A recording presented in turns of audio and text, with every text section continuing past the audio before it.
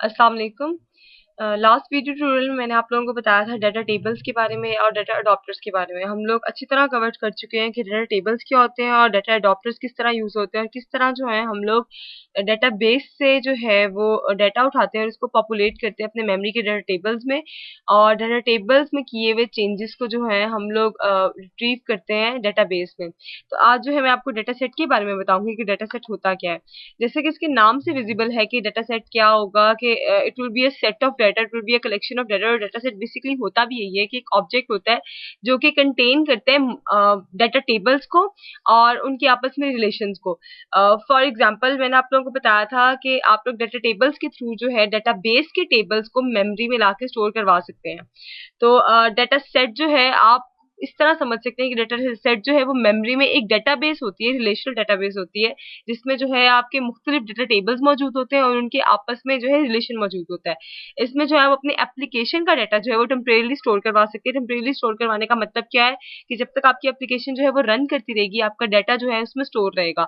और क्योंकि मेमोरी में होता है तो जैसे ही जो है आपकी एप्लीकेशन क्लोज करेगी आपका डाटा जो है, अगर आपने कहीं सेव नहीं करवाया हुआ, तो वो जो है वो वेपराइज हो जाएगा।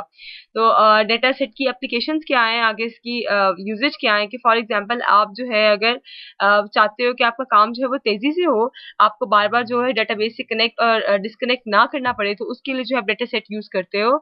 या आप क्या करते हैं कि आपकी एप्लीकेशन जो है वो ज्यादा लोड दे रही होती है अगर डेटाबेस को, तो आप जो है सारा डेटाबेस जो है उठा के मेमोरी में ले आते हो, एक डेटा सेट में ले आते हो, और आपकी एप्लीकेशन जो है फिर उस डाटा उस डाटा को डाटा सेट से एक्सेस करती है डेटाबेस के थ्रू।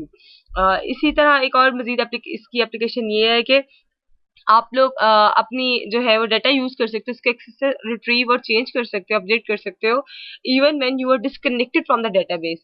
तो इसके लिए जो है आपको 24 घंटे डेटाबेस से कनेक्ट रहने की जरूरत नहीं है। आप आराम से जो है अपनी सिस्टम को एक दफा ऑन करो, डाटा सेट में जो है पॉपुलेट करो, सारा दिन उसमें चेंजेस करें, और at the end of the day आप वो सारी चेंजेस जो है उनको अपडेट कर दो अपने डेटाबेस को, ओरिजिनल डेटाबेस को मेमोरी वाले डाटा के चेंजेस से जो है अपडेट करोगे। डाटा सेट जो है हमारे पास रिकॉर्ड रखता है जितनी भी चेंजेस हुई है उनको ट्रैक रखता है, अपडेशन का, डिलीशन का, और जितने भी जो आपने जितनी दफा जो है उसको रिट्रीव और सेंड किया होगा उस चीज का जो है डेटाबेस जो डाटा सेट जो है हमारा रिकॉर्ड रखता है।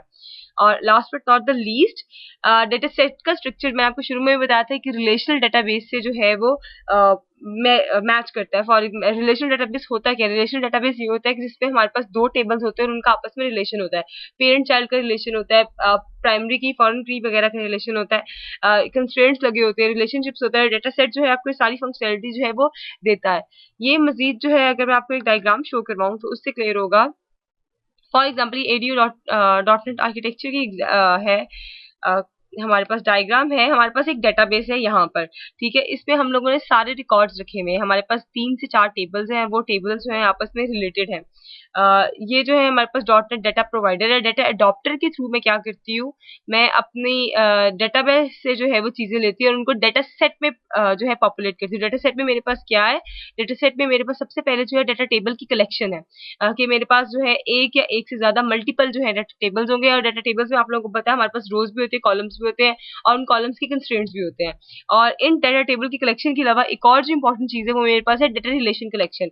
डाटा रिलेशन कलेक्शन क्या होता है कि फॉर एग्जाम्पल अगर दो टेबल्स है मेरे पास, जैसे एक मेरे पास स्टूडेंट का टेबल है और एक मेरे पास यूनिवर्सिटी का टेबल है, तो एक स्टूडेंट जो है वो किसी ना किसी यूनिवर्सिटी में जाता होगा, तो इनका जो है यूनिवर्सिटी अब पेरेंट है और स्टूडेंट जो है वो चाइल्ड है। एक स्टूडेंट जो है वो किसी एक यूनिवर्सिटी में जाएगा एट अ टाइम, और एक यूनिवर्सिटी में मल्टीपल जो है वो स्टूडेंट्स होंगे। तो ये हम लोगों ने एक रिलेशन जो है वो डिफाइन कर दिया है इनका। तो इस टाइप के रिलेशन जो है हमारे पास डाटा रिलेशन कलेक्शन में जो है वो पड़े होंगे। तो अब जो है हम लोग चलते हैं कोडिंग की तरफ। ये आप लोगों को मजीद बात समझ आएगी जब मैं आपको कोड करके इसका दिखाऊंगी। तो अब हम लोग कोडिंग की तरफ चलते हैं। जी, तो अब जो है मैंने एक सिंपल कंसोल एप्लीकेशन बनाई है और मैं आप लोगों को जो है वो डाटा सेट का कोड जो है वो चला के दिखाऊंगी। तो सबसे पहले जो है मैंने एक सिंपल कंसोल एप्लीकेशन बनाई है। तो जैसा कि मैंने आप लोगों को बताया था कि डेटा सेट जो होता है उसके अंदर मल्टीपल हमारे पास डाटा टेबल्स होते हैं। तो सबसे पहले मैं यही काम करूंगी कि मैं जो है एक या दो डाटा टेबल्स बनाऊंगी। मैंने आपको जो एग्जांपल दी थी रिलेशन देते हुए कि यूनिवर्सिटी और स्टूडेंट की, हम लोग उसी एग्जांपल को जो है वो आगे कंटिन्यू करते हैं। तो मैं जो है सबसे पहले एक यूनिवर्सिटी का जो है वो टेबल बना जी, तो ये देखिए मैंने एक डाटा टेबल बनाया है यूनिवर्सिटी टेबल के नाम से। इसका तरीका वही है जो मैंने आप लोगों को पहले बताया था डाटा टेबल बनाने का। डाटा टेबल, आगे टेबल का नाम और न्यू डाटा टेबल, और डेटाबेस पे जिस टेबल से जो है आपने उसको जिस नाम से रेफर करना है, वो नाम हम लोग आगे देते हैं पैरामीटर्स में। ठीक है, अब जो है मैं कुछ कॉलम्स इस टेबल के जो है मैं कुछ कॉलम्स बनाऊंगी, तो मैं जो है कुछ कॉलम्स बनाऊंगी इसके अंदर। मैंने 2 कॉलम्स जो हैं वो बना लिए हैं। कॉलम्स बनाने का तरीका भी बिल्कुल वही है जो हम लोगों ने डाटा टेबल की वीडियो देखते वक़्त किया था, कि डाटा कॉलम, आगे कॉलम का नाम और न्यू डाटा कॉलम, और जो कॉलम का नाम हम लोगों ने टेबल में रेफर करना है उसका नाम, और कॉलम की आगे टाइप। तो मैंने यहाँ पर यूनिवर्सिटी के अंदर जो है वो 2 कॉलम्स दिए हैं, एक आईडी के नाम से और एक नेम के नाम से।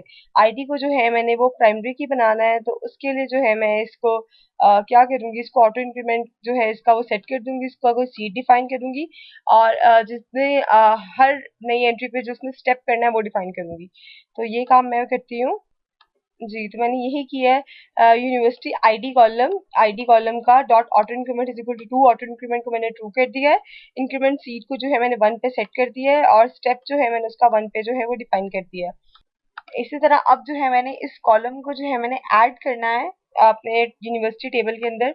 तो उसका तरीका ये, university table dot columns dot add, और जिस कॉलम को हम लोगों ने ऐड करना है उसके ऑब्जेक्ट का नाम यूनिवर्सिटी आईडी कॉलम को मैंने ऐड कर लिया। यूनिवर्सिटी नेम कॉलम को भी मैंने ऐड कर लिया। मैं चाहती थी कि जो आईडी कॉलम है वो मेरा प्राइमरी के as a primary key set हो जाए, तो उसका तरीका ये है कि university table dot primary key is equal to new data column, और जो मैंने डाटा कॉलम, जिस कॉलम को जो है मैंने प्राइमरी की सेट करना है उसका नाम। तो अब जो है मैंने यूनिवर्सिटी टेबल जो है मैंने क्रिएट कर लिया है। अब जो है मैं क्रिएट करूंगी एक स्टूडेंट का टेबल। स्टूडेंट के टेबल के लिए भी मैंने वही स्टेप्स फॉलो किए। सबसे पहले जो है डाटा टेबल स्टूडेंट टेबल के नाम से, स्टूडेंट्स के नाम से मैंने एक डाटा टेबल बना लिया, और उस ऑब्जेक्ट का नाम जो है मैंने स्टूडेंट टेबल दिया है। 4 कॉलम्स जो है मैंने जो है उसमें डाले हैं। पहला जो है स्टूडेंट आईडी कॉलम, इसको जो है मैं इस की जो है वो प्राइमरी की रखूंगी। दूसरा जो है स्टूडेंट के नाम के लिए कॉलम, एज के लिए कॉलम, और जो चौथा कॉलम है वो बहुत इंटरेस्टिंग है। वो मैंने किया है कि स्टूडेंट की यूनिवर्सिटी आईडी का कॉलम, आपको अगर याद हो तो यूनिवर्सिटी आईडी कॉलम जो है वहाँ पे प्राइमरी की थी, और ये जो है मैंने एज अ फॉरेन की इंट्रोड्यूस करने की कोशिश की है। ठीक है, ये अभी कंस्ट्रेंट इस पे कोई नहीं लगा, रिलेशन अभी कोई नहीं बना। अभी सिर्फ जो है मैंने अपनी फॉरेन की को जिस जहाँ पे प्लेस करना है वो मैंने एक कॉलम बनाया है। स्टूडेंट यूनिवर्सिटी आईडी कॉलम के नाम से मैंने जो है वो एक कॉलम बनाया है। इसके अंदर जो है हमारा स्टूडेंट जो है वो जिस यूनिवर्सिटी में जाता है उस यूनिवर्सिटी का आईडी आएगा। स्टूडेंट आईडी कॉलम को जो है मैंने प्राइमरी की सेट करना था, उसके लिए मैंने ऑटो इंक्रीमेंट जो है वो ट्रू कर दी, इंक्रीमेंट सीट को डिफाइन कर दिया और स्टेप भी डिफाइन कर दिया। अब मैंने कॉलम्स ऐड किए हैं, चारों कॉलम्स जो है मैंने अपने ऐड कर लिए इन लाइंस में, और लास्ट में जो है मैंने स्टूडेंट टेबल डॉट प्राइमरी की को जो है मैंने सेट कर दिया। उसकी प्राइमरी की जो है मैंने स्टूडेंट आईडी कॉलम पे सेट कर दी है। तो ये जो है मेरे पास 2 टेबल्स जो है वो बन गए हैं। अब मैं क्या करूँगी, अब जो है मैं एक डेटा सेट बनाऊँगी और अपने दोनों टेबल्स जो है इनके अंदर ऐड कर लूँगी। जी, तो मैंने जो है एक डाटा सेट क्रिएट किया है। डाटा सेट क्रिएट करने का तरीका वही है, data set DS is equal to new data set. ये मेरे पास जो है एक ऑब्जेक्ट डाटा सेट का जो है वो क्रिएट हो गया है। मैंने आप लोगों को बताया था कि डाटा सेट में क्या होता है, हमारे पास कलेक्शन ऑफ डाटा टेबल्स होती है, और दूसरी चीज़ जो होती है वो हमारे पास कलेक्शन ऑफ डाटा रिलेशंस होते हैं। डाटा रिलेशंस क्या होते हैं, उन टेबल्स का जो आपस में रिलेशन होता है उनको हम डाटा रिलेशंस कहते हैं। तो अब मेरे पास ऑलरेडी 2 बने हुए टेबल्स हैं जिनको मैं डाटा सेट में ऐड करना चाहती हूँ। तो उसका तरीका है ds.tables.add, और आगे जिस टेबल को ऐड करना है उसका नाम। ठीक है, अब ये देखें, ये मेरे पास था यूनिवर्सिटी टेबल, एक था मेरे पास यूनिवर्सिटी टेबल और एक था मेरे पास स्टूडेंट टेबल। तो मैंने इन दो टेबल्स को जो है, इन दो टेबल्स के ऑब्जेक्ट्स को जो है मैंने अपने डाटा सेट के ऑब्जेक्ट में ऐड करना था। तो उसका तरीका है ds.tables.add, और आगे जो हमारे पास टेबल्स के ऑब्जेक्ट बने हुए हैं उनका नाम। ठीक है, अब जो है नेक्स्ट काम मैंने क्या करना है, डाटा सेट की एक चीज जो है मेरे पास कंप्लीट हो चुकी है, वो थी कलेक्शन ऑफ टेबल्स। अब दूसरी चीज जो है मैंने कंप्लीट करनी है, वो क्या थी मेरे पास, वो थी डाटा रिलेशंस। तो उसके लिए जो है मैं डाटा रिलेशन टाइप का एक ऑब्जेक्ट बनाऊंगी। जी, मैंने डाटा रिलेशन टाइप का एक ऑब्जेक्ट बनाया है। मैं उस रिलेशन का नाम स्टूडेंट यूनिवर्सिटी का रिलेशन दे रही हूँ। जैसा कि मैंने आपको स्लाइड्स पढ़ाते हुए भी बताया था कि एक यूनिवर्सिटी में जो है मल्टीपल स्टूडेंट्स हो सकते हैं, लेकिन एक स्टूडेंट जो है वो किसी एक यूनिवर्सिटी में ही एट अ टाइम जाता होगा, एनरोल होगा। तो मैंने जो है एक न्यू डाटा रिलेशन बनाया, जिसके अंदर सबसे पहले मैं रिलेशन का नाम दूंगी, फिर उसके बाद उसकी पेरेंट के कॉलम का नाम, जो पेरेंट का कॉलम होगा जिसको मैंने प्राइमरी की, जो उसका प्राइमरी की होगा उसका नाम, जो स्टूडेंट के कॉलम का होगा जिसके अंदर मैंने एक फॉरेन की जो है वो प्लेस करनी होगी पेरेंट की तरफ से, उस कॉलम का नाम। मैंने आपको स्टूडेंट का जो है यूनिवर्सिटी आईडी कॉलम क्रिएट करते हुए बताया था कि ये जो है इसके अंदर मैं अपनी फॉरेन कीज जो है वो पेस्ट करूंगी। तो ये जो है यूनिवर्सिटी आईडी कॉलम मैंने यहाँ पे थर्ड पैरामीटर दिया है। तो यहाँ पे न्यू डाटा रिलेशन में जो है मेरे पास आता है रिलेशन का नाम सबसे पहले, फिर पेरेंट के कॉलम का नाम, और फिर जो है चाइल्ड के कॉलम का नाम। तो और इस लाइन में जो है मैं अपना ये रिलेशन जो है स्टूडेंट यूनिवर्सिटी का रिलेशन जो है वो डाटा सेट में जो है वो ऐड कर रही हूँ। उसका तरीका है ds.relations.add और आगे रिलेशन का नाम। जिस तरह हम लोगों ने टेबल्स ऐड किए थे इसी तरह हम लोगों ने रिलेशन भी ऐड कर लिया है। अब मेरा जो डाटा सेट जो है वो एक कंप्लीट तैयार हो चुका है। अब मैं क्या करूंगी, अब जो है मैं कुछ डाटा पॉपुलेट करूंगी और फिर जो है दिखाऊंगी आपको कि वर्किंग इसकी किस तरह होगी। तो सबसे पहले मैं यूनिवर्सिटी टेबल के लिए जो है डाटा जो है पॉपुलेट करती हूँ। मैं फिलहाल जो है दो यूनिवर्सिटीज रख रही हूँ, एक पीयूसीआईटी और एक लम्स।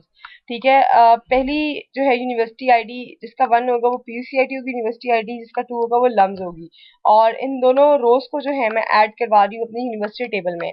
इसी तरह जो है मैं वो चाइल्ड की भी कुछ रोज जो है वो बनाऊंगी और उनको ऐड करवाऊंगी। ये तरीका जो है मैंने आपको डाटा टेबल की वीडियो में भी सिखाया था कि किस तरह जो है आपने रोज क्रिएट करनी है, उनमें डाटा रखवाना है और उसको जो है अपने डाटा टेबल में जो है वो ऐड करवा देना है। तो बिल्कुल उसी तरह जो है मैंने स्टूडेंट टेबल की टाइप की भी जो है वो रोज बनाई है और मैंने इस वक्त जो है 3 स्टूडेंट्स का डाटा जो है मैंने स्टूडेंट टेबल में जो है वो पॉपुलेट करवा दिया है। पहले 2 स्टूडेंट्स जो है वो मेरे पास पीयूसीआईटी के स्टूडेंट्स हैं और थर्ड स्टूडेंट जो है उसको मैंने लम्स का स्टूडेंट बना दिया है। यहाँ पर जो है ये मैंने किस तरह बताया आपको, यूनिवर्सिटी आईडी पहले तो स्टूडेंट्स का मैंने 1 सेट कर दिया है। यूनिवर्सिटी आईडी 1 था हमारे पीयूसीआईटी के कॉलम के लिए, यूनिवर्सिटी के लिए, और यूनिवर्सिटी आईडी 2 जो है वो मैंने सेट किए लम्स के स्टूडेंट्स के लिए। तो ये जो है मैंने 3 रोज बनाई हैं स्टूडेंट की डाटा के लिए और उनको जो है मैंने पॉपुलेट करवा दी स्टूडेंट टेबल के अंदर। तो अब मैं सबसे पहले जो है डाटा रिट्रीवल का आपको बताऊंगी किस तरह जो है डाटा रिट्रीव होगा। तो सबसे पहले जो है मैं सिंपल डाटा रिट्रीव करवा रही हूँ यूनिवर्सिटी टेबल में जितनी भी रोज है मैं उनको जो है रिट्रीव करवा के कंसोल पर डिस्प्ले करवा रही हूँ। तो इसको मैं चलाऊंगी जब, तो मैंने कंपाइल किया, ये देखिए university ID 1 university name is equal to पीयूसीआईटी।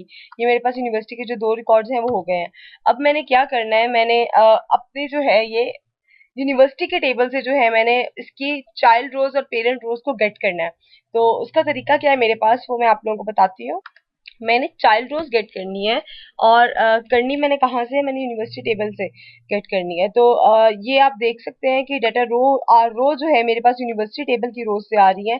तो एक जो है मेरे पास उसकी कितनी, एक रो के अगेंस्ट मेरे पास जितने चाइल्ड होंगे, फॉर एग्जांपल एक यूनिवर्सिटी के अगेंस्ट मेरे पास जितने भी स्टूडेंट्स होंगे उनको मैंने गेट करना है। तो उसका तरीका ये, डाटा रो मैं एक अरे बना लूंगी डाटा रो की चाइल्ड रोज के नाम से, और उसको जो है मैंने रिट्रीव कैसे करना है, रो जो जिस डाटा रो के जिस डाटा रो से मैंने रिट्रीव करने हैं, जिसके चाइल्ड रिट्रीव करने हैं, उस रो का नाम डॉट गेट चाइल्ड रोज, और जिस रिलेशन के अकॉर्डिंगली मैंने ये करना है उस रिलेशन का नाम।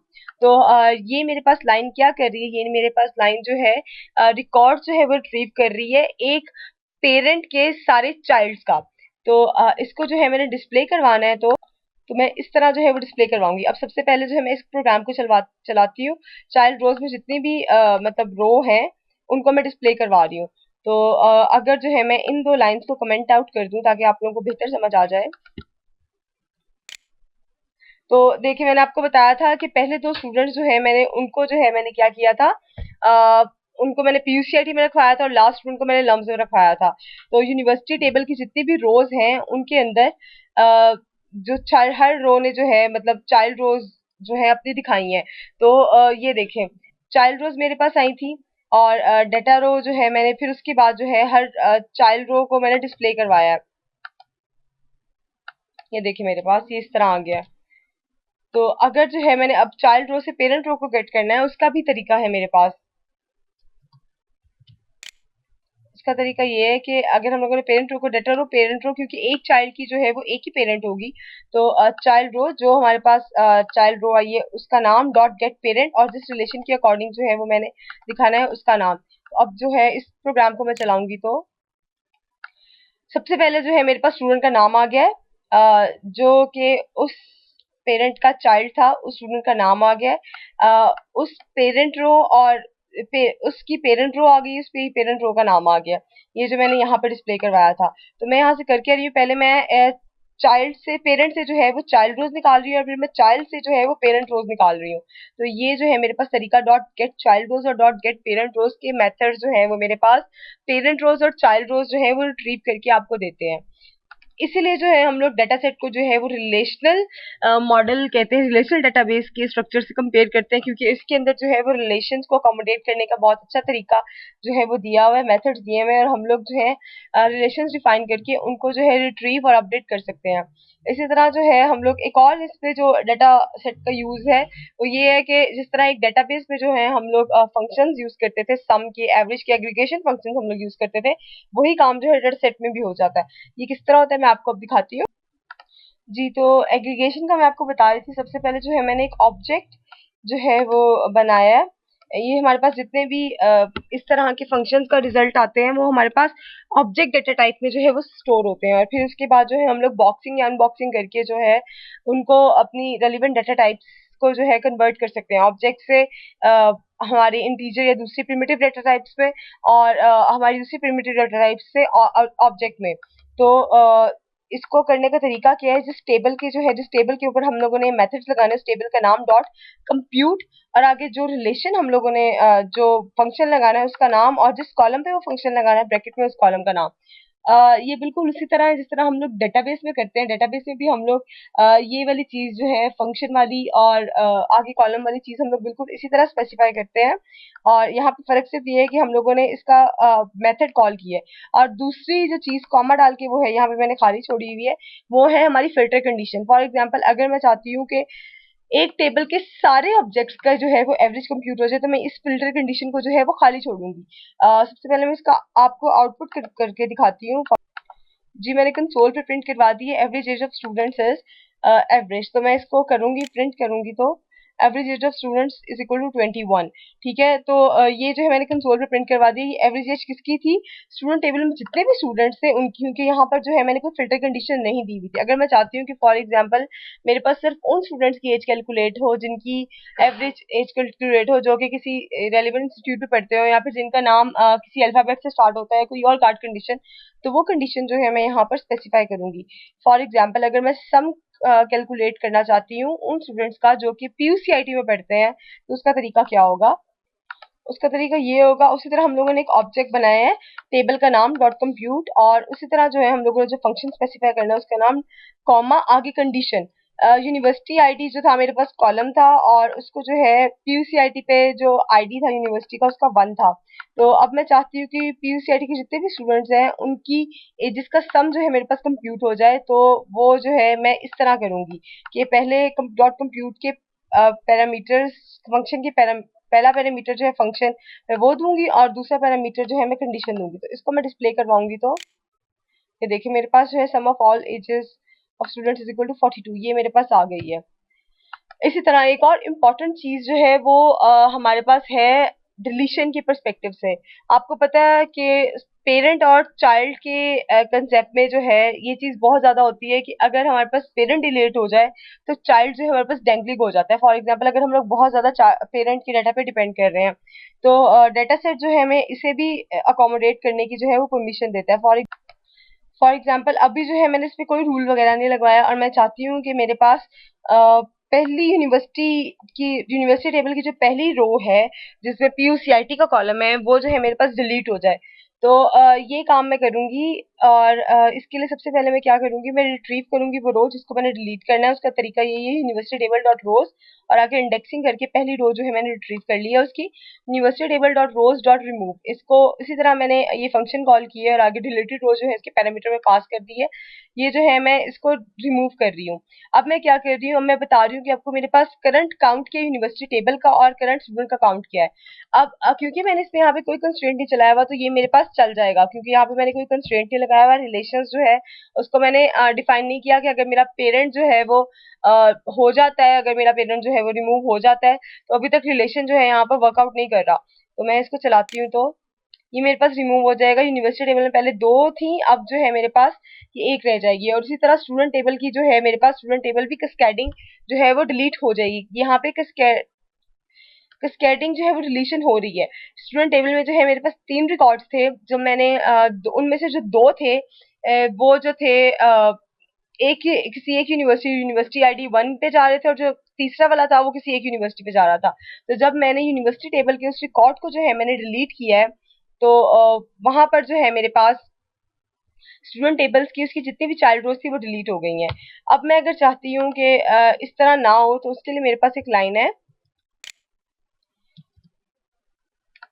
और ये मैं लगाऊंगी यहाँ पर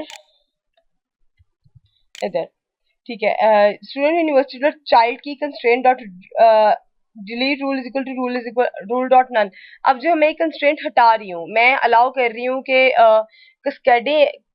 कैस्केडेशन डिलीशन को जो है मैं वो अलाउ कर रही हूँ, डिसअलाउ कर रही हूँ, सॉरी, कि जो है मेरे पास अगर पेरेंट डिलीट हो तो चाइल्ड जो है मेरे पास डिलीट ना हो, इसको मैं अलाउ कर रही हूँ। तो अब जो है मेरे पास एरर आएगा कि आपकी जो है अगर मैं पेरेंट रिमूव कर रही हूँ तो चाइल्ड जो है मेरे पास डेंगलिंग हो जाएगा। तो ये मैं कंपाइल करूंगी, ये देखिए मेरे पास एरर आ गया, can not delete this row because constraints are enforced on relation.